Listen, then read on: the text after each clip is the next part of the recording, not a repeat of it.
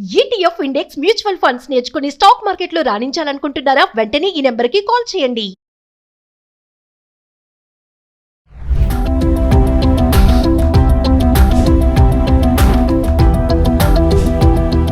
నమస్తే, welcome back to Suman TV. Present మనతో పాటు ఉన్నారు ఫ్యామిలీ కౌన్సిలర్ రజనీ రమ్మ గారు. నమస్తే మ్యామ్. నమస్తే నవీన. మేడం, ఒక లైన్ ఉంది, తంతే గారెలో బుట్లో పడ్డారు అన్నట్టుగా ఇన్సిడెంట్ అలాగే ఉంది. పెళ్ళైనప్పటి నుంచి సరిగా ఉద్యోగం చేయట్లేదంట, ఎక్కడికి తీసుకెళ్ళమంటే అక్కడికి తీసుకెళ్ళట్లేదు, ఓపిక లేదు, చేసే ఓపిక కూడా లేదు అతనికి, పని చేయాలా అన్న అది కూడా లేదు, ఇంట్రెస్ట్ కూడా లేదు. సో ఏం చేసింది, చూసి చూసి భార్య కోర్టులో కేసు వేసింది, నాకు ఇతనితో అవ్వదు, నాకు ఎంతో కొంత భరణం ఇచ్చేసి మెయింటెనెన్స్ ఇచ్చేసి నాకు డైవర్స్ ఇచ్చేయమన్నారు. అయిపోయింది, అక్కడ కట్ చేస్తే డైవర్స్ అయిపోయింది ఇద్దరికి కూడా. మరి కట్ చేస్తే ఆయనకి లాటరీ తగిలిందంట. మరొకసారి వివరాల్లోకి వెళ్తే, అంటే ఇది మీరు అన్నారు ఏమి చేయడం చేయలేకపోతున్నాడు చేయటం అని అన్నారు కదా. కొంతమంది అంటే ఇందులో రెండు రకాలు ఉన్నాయి. మీరు చెప్పింది ఒక రకం, ఎందులోనూ సెట్ అవ్వరు, చేయలేరు, చేయబుద్ధి కాదు, సోమర్తనం, ఒళ్ళు బద్ధకం, టాలెంట్ లేకపోవడము, అబ్బా ఎవడెళ్తాడులే అని ఇవన్నీ ఉన్నది ఒక లక్షణం. అయితే రెండోది ఏంటంటే వాళ్ళకి ఒకళ్ళ కింద పనిచేయడం అనేది ఇష్టం ఉండదు, అక్కడ మాటలు పడటం ఇష్టం ఉండదు, ప్రతిదానికి నన్నే అన్నారు, నేను ఎందుకు లొంగుండాలి, నేను వర్క్ చేస్తున్నాను కదా, ఎందుకు నా మీద అంత అనిగా పెట్టారు, ఇలాంటి భావాలకు లోనవుతారు. లోనయ్యి కొంచెం హర్ట్ అవుతారు అనమాట. హర్ట్ అయ్యి కూడా ఏ ఉద్యోగంలోనూ ఎంతో కాలం ఉండలేరు, ఎన్నో ఉద్యోగాలు మారుతూ ఉంటారు, ఉద్యోగాలు చేస్తూ ఉంటారు కానీ ఎక్కడ నిలకడగా ఉండరు వాళ్ళు. ఒక నెల చేయడం, 2 నెలలు చేయడం, మహా అయితే 6 నెలలు చేయడము, ఆ తర్వాత మారిపోవడము, ఇలా ఉంటుంటుంది వాళ్ళకి. సో వాళ్ళతోటి ఉండే లైఫ్ పార్ట్నర్స్ పిల్లలు ఎవరైతే ఉన్నారో వాళ్ళు ఇబ్బందులు పడుతూ ఉంటారు. ఫర్ ఎగ్జాంపుల్ తను జాబ్ చేయటం లేదనుకోండి వైఫ్, ఇంకా కష్టాలు. ఇది ఎక్కడో వేరే దేశంలో జరిగిందని కాదు, మనకు కూడా ఉన్నాయి ఇక్కడ. ఇక్కడ పిల్లలు ఇబ్బంది పడతారు, వాళ్ళకి ఎడ్యుకేషన్కి కానీ ఇంట్లోకి కానీ డబ్బులు కావాలి. ఇప్పుడు భార్య జాబ్ చేస్తుంది సరిపోకపోవచ్చు, ఇప్పుడు ఈ రోజుల్లో ఇద్దరు సంపాదిస్తే కూడా సరిపోని రోజులు, ఆ ఖర్చులు అలా ఉన్నాయి, స్కూల్ ఫీజులు కానీ బట్టలు కానీ ఏదైనా. మరి అలాంటప్పుడు తను ఒక్కటే సంపాదిస్తుంది అని అంటే కష్టమే కదా. మరి వాళ్ళ మధ్యన ఎన్నో వాగ్వివాదాలు జరుగుతూనే ఉంటుంటాయి. కొంతమందిని నిజంగా చూస్తూ ఉంటాం మేడం, ప్రెసెంట్ కూడా ఉన్నారు కొంతమంది ఇంట్లో భర్తలు ఏ పని చెయ్యరు. మీరు అన్నారు చూసారా, సోమరిపోతులు అని చెప్పేసి, అలా చూస్తే వాళ్ళని అనిపిస్తుంది ఎట్లా వీళ్ళు ఇలా ఉండగలుగుతున్నారు. మరి కుటుంబ భారము, పోషణ, పిల్లలు, ఇంటి బాధ్యత ఏమీ ఉండదా వాళ్ళకి? అది పెంపకాలు కొన్ని ఉంటాయండి. మగపిల్లాడు మగమహారాజు, వంశోద్ధారకుడు, వీడు అది అది ఇది అని చెప్పి వాడిని ఆకాశానికి ఎత్తుతూ పెంచుతారు. నిన్నే చూసా ఒక సీను, వాడు ఎంత ఉన్నాడు, కొరకరాని కొయ్యిలాగా సీరియస్గా మొహం పెట్టి, అలిగిన ఫేస్ పెట్టి, 2 కన్నీటి బొట్లు ఇక్కడ ఆపుకుని ఉమ్మని చూస్తున్నాడు వాళ్ళ అమ్మవైపు వాళ్ళ నాన్న. ఇంకా చిన్న పాప ఉంది, ఆ పిల్ల బాగానే అందరితో కలుస్తుంది, ఆడుకుంటుంది. వీడు మాత్రం భీష్మించుకుని అలాగే 2 కాళ్ళు ఎడంగా పెట్టి ఉంచునే ఉన్నాడు. అక్కడ ఎత్తుకొచ్చి అక్కడ అందరిలో మిక్స్ చేసి ఆటాడించి పాటాడించి చేస్తుంటే కూడా వాడు జర్రని జారిపోయి దిగి పరిగెత్తుకెళ్ళిపోతున్నాడు. వాడికి నచ్చట్లేదు. ఏంటి నేను అడిగాను, బాగా గారాబం అంటే బాగా అండే, గొప్ప ఏమన్నా బాగా అండే అని చెప్పడం గొప్ప, ఎందుకు అలా చేస్తున్నారు, దాని రిజల్ట్ మీరు ఇప్పుడే చూసుకుంటున్నారు కదా, వాటికి 5 ఏళ్ళు, మరి ఇంకో 15 ఏళ్ళు 20 ఏళ్ళు లేక చాలా కష్టమైపోతుంది, మీకు ఆపేయండి ఇక్కడతో అని చెప్పేశాను. చెప్తాను నేను ఎక్కడైనా సరే. వాళ్ళు మేల్కొని సరి చేసుకున్నారా సరి, 5 ఏళ్ల వరకు వాళ్ళకేం తెలియదు, అక్కడి నుంచి అన్నీ తెలుస్తాయి. స్ట్రిక్ట్ చేయాలి, చేయలేదు అంటే వీళ్ళకి శాపం, రేపు వాడికి శాపం. ఈ పెంపకాలు వీళ్ళు పెరిగి అలా తయారవుతారు.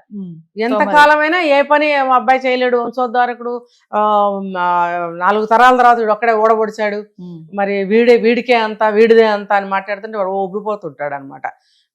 అలా అలా పెరిగిన వాడు ఏం చేస్తాడు, పెళ్ళైన తర్వాత కూడా పెద్దగా ఎక్కడ ఏం ఉద్యోగం చేయడు, ఏ పని చేయటానికి వాడి బుద్ధి సహకరించదు, బాడీ అంతకన్నా సహకరించదు. లగ్జరీగా తింటూ తిరుగుతూ మా అమ్మ బాబులు సంపాదించినది ఖర్చు పెడుతూ గొప్పలు చెప్పుకుంటూ తిరుగుతారనమాట. అలాంటి వాడేమో మరి వీడు. ఏమైంది, భార్య ఏం చేస్తుంది, ఎంతకాలం భరిస్తుంది, పిల్లలు పుట్టారు పెరుగుతున్నారు. ఇప్పుడు ఒక ఏజ్ వచ్చిన తర్వాత నీరసం వస్తుంది, ఓపిక ఉండదు. ఇప్పుడు స్త్రీ అనేది శరీరంలో నుంచి అన్నీ పోయేవే కానీ బయట నుంచి ఏవి లోపలికి రావు, మగాడికి పోయేది ఏమి ఉండదు, ఏదన్నా ఎప్పుడన్నా అనారోగ్యం చేస్తే తప్ప. అలాంటప్పుడు స్త్రీ ఎంతకాలం భరిస్తుంది, అది అర్థం చేసుకోకుండా అది మోస్తుంది కదా అని చెప్పి ఇంకో మూట బరువులు పెడితే కింద పడుతుంది డామ్మని. ఇప్పుడు ఆ అమ్మాయి కూడా సహనం హద్దులు దాటింది, ఏం చేసింది, డివోర్స్ తీసేసుకుంది. చాలా ఈజీ కదా, తీసేసుకుంటే ఇంకా నాకు భరణం చాలు, నేను ఎలాగోలా బతుకుతాను పిల్లలతో అని తన రైట్ కాబట్టి అడిగింది. సరే వీడేదో కొంత ఇస్తున్నాడు, వేరే ఉండిపోయింది. ఈ లోపల వీడు అప్పుడైనా సరే బుద్ధి తెచ్చుకుని మరి ఏమన్నా మంచి జాబ్లో చేరి ఏమన్నా స్కిల్స్ పెంచుకుని ముందుకు వెళ్ళాడా అంటే లేదు. ఇప్పుడు మీరు అన్నారు తంతే గారెల గంపలో కాదు బూరెల గంపలో పడ్డా, బూరెల బుట్టలో. ఇక్కడదంతే అక్కడ బూరెల బుట్ట ఉందంట, అందులో పడ్డాడంటే వెళ్ళి. తీపి కదా మరి, గారెలు అయితే కొంచెం మండుతాయి.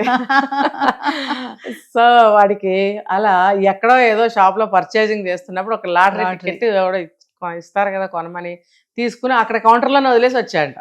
ఆ మహానుభావుడు ఎవడో అది లక్ష్మీదేవి కనుక మూట కాళ్ళ దగ్గర పడేస్తే, అమ్మ లక్ష్మీదేవి డబ్బులు ఇవ్వు డబ్బులు ఇవ్వు డబ్బులు ఇవ్వు అనుకుంటే కింద డబ్బులు మూట తన్నుకుంటూ వెళ్ళిపోతాడంట. అలా భగవంతుడు బాగుపడరా నాయన అని చెప్పి టికెట్ ఇస్తే వీడు అది కూడా అక్కడ మర్చిపోయి వచ్చాడు.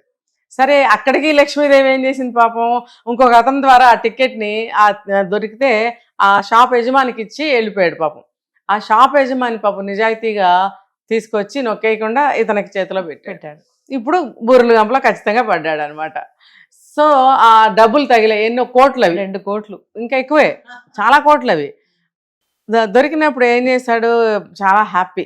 ఆ ట్యాక్సులు పోంగా వాడికి దగ్గర 18 కోట్లు వచ్చింది. అయితే ఇప్పుడు కామెంట్స్ వస్తున్నాయంట మేడం, తిరిగి భార్య వస్తే ఏం చేస్తావు? అయింది అది కూడా.